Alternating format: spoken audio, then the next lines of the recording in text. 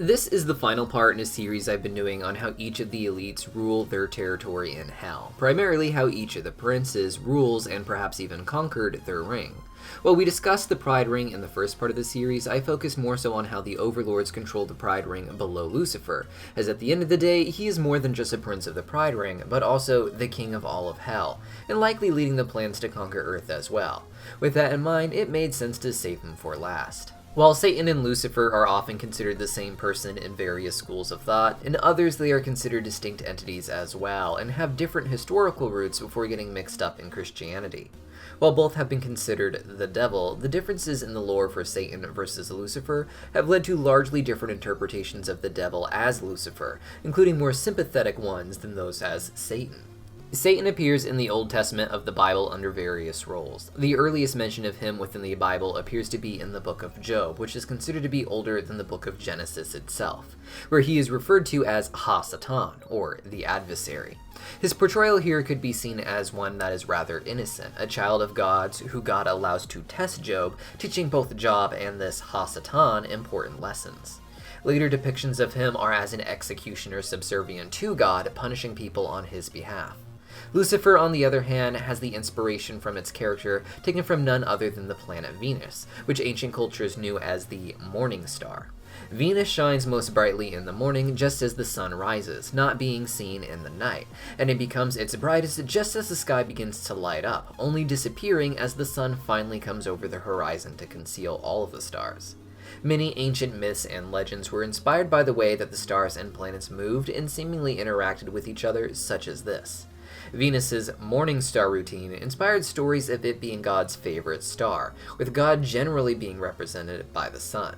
Venus shining bright before the sun rises was seen as signaling the rise of the sun, a very positive portrayal.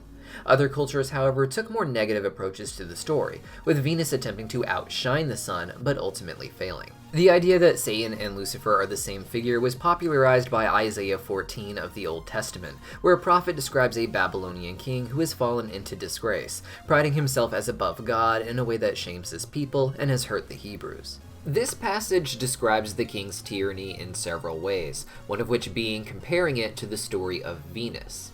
This was translated into the English version as Lucifer, son of morning, the Latin name of a Roman mythological figure representing Venus.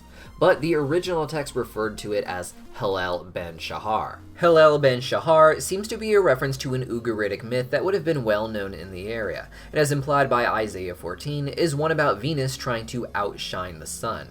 This would be seen less as a myth and more as a proverb for neighboring cultures that didn't believe in the religion surrounding it, such as the Hebrews, who specifically were known for incorporating the myths of other cultures in a way that kept the narrative subservient to a monotheistic mindset. Future generations would mistake it as a depiction of a devil figure named Lucifer, as opposed to some Babylonian king of the past. Further pushing the Lucifer and Satan identities together was the depiction of Satan in Revelations, where he is described as a star in the sky rebelling against heaven, and taking 1/3 of the stars with him down to Earth and into Hell. In the 2,000 years that followed, the two characters would be consistently portrayed both as separate entities and as a singular entity going by both names, both in fictional and theological writings. Satan, being the adversary, is generally seen as a wholly evil being, something to be an opposite of God, though not generally as powerful.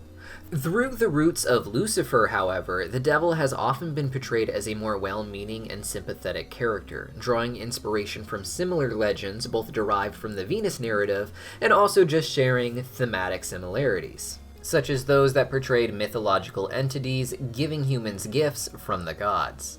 This made Lucifer a perfect figure to retroactively project onto the serpent of the Garden of Eden, who convinced Adam and Eve to attain the knowledge of good and evil by disobeying God, and in doing so, making them like gods. Like many of the Lucifer figures in mythology, the serpent was punished for giving the humans this, and while the humans received their own curses as well, the true curse was generally the knowledge given to them by this Lucifer figure. Lucifer as such was interpreted sometimes in history and in various writings as a figure of liberation, someone who gave humans freedom, even if that freedom had dire consequences. And in some interpretations, Lucifer purposely does this so humans will destroy themselves with something they thought of as a liberating gift.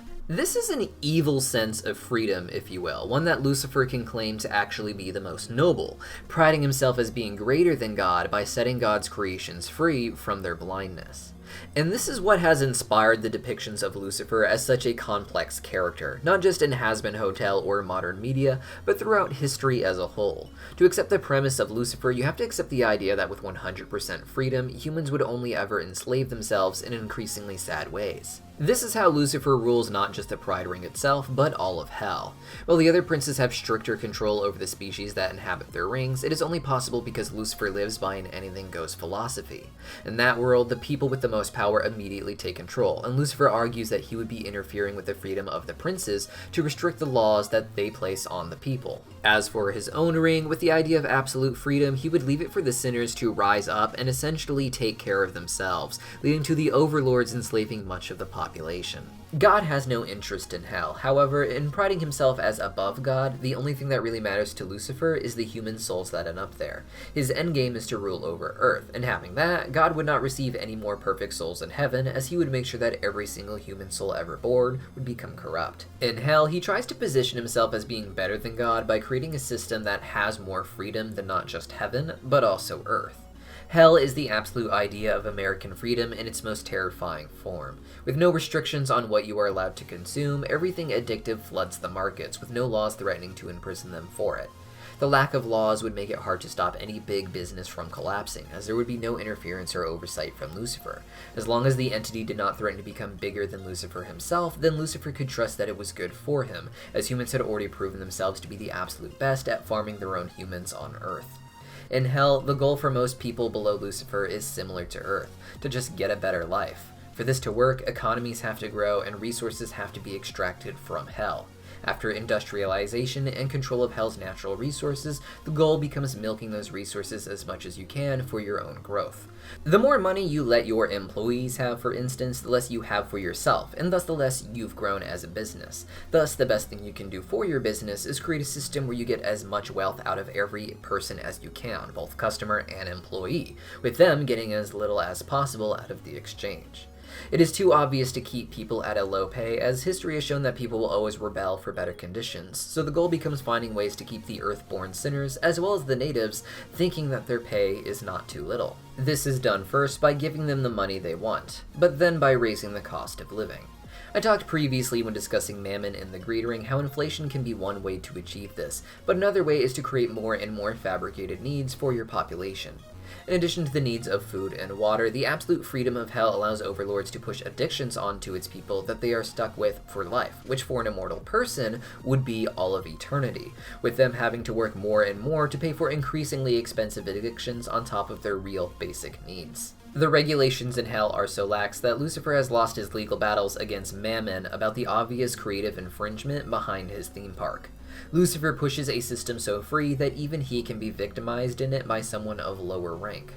Overlords like Vox, Valentino, and Velvet likely have virtually no restrictions on their business ambitions as such, and with them controlling television, adult films, and social media respectively, they essentially control every person living a modern lifestyle in Hell. While they all have homes with TVs and streaming services with endless options of what to watch, they are all fabricated to milk each sinner for as much as possible, while making their living conditions worse and worse, placating them with more things to watch or argue about online, so they don't think about how this downward trend will only continue infinitely for all of eternity. Lucifer realized early on that humans were the perfect beings for enslaving themselves.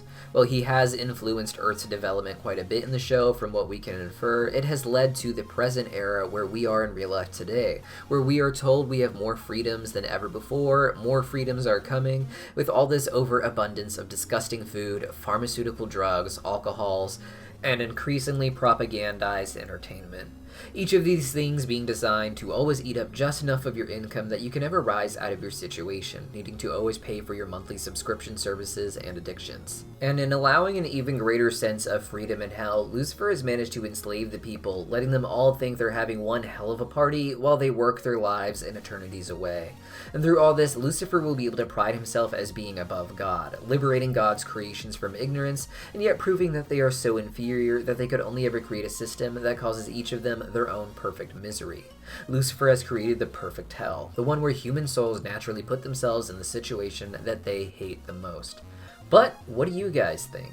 Let me know your thoughts in the comments down below. This is of course the 8th and final part in the series on how each ring is ruled in Helluva Boss. To start from the beginning, click up here. To check out another cool video, click in the video down below. For those who don't have the time now, I'll be uploading a mega compilation of all 8 parts soon, so again, make sure you hit that subscribe button so you don't miss it. See you guys then.